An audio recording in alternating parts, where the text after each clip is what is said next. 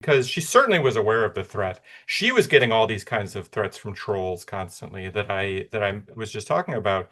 In fact, and it predates social media. She was getting before social media, she was getting postcards with detailed rape threats in them. They would pile up at the office, you know?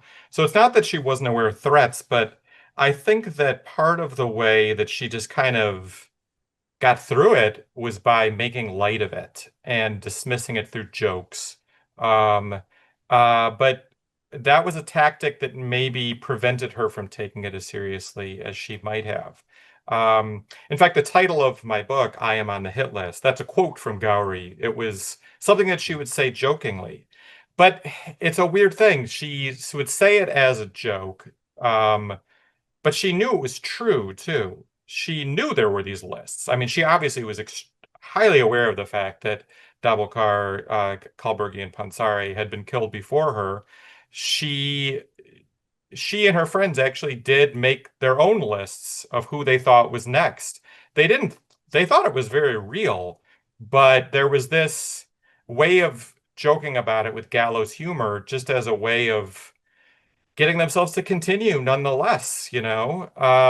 And uh, at one point, you know, she was threatened enough that she was offered police protection well before she was murdered. And she absolutely rejected it out of hand because she said, this is impossible. I can't be a journalist and an activist and have a policeman following me around everywhere I go to interview people. Like that just doesn't, that's just a complete non-starter.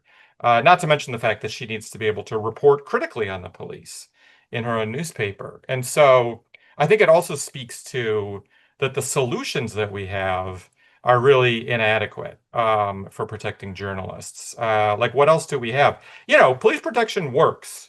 I there are plenty of writers who do have police protection. I'm not aware of any examples of a writer getting assassinated despite having police protection.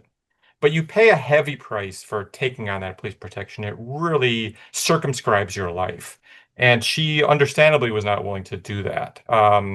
So is there an alternative? Are there other approaches to protecting journalists that don't require assigning an armed policeman to you? There's got to be a better way.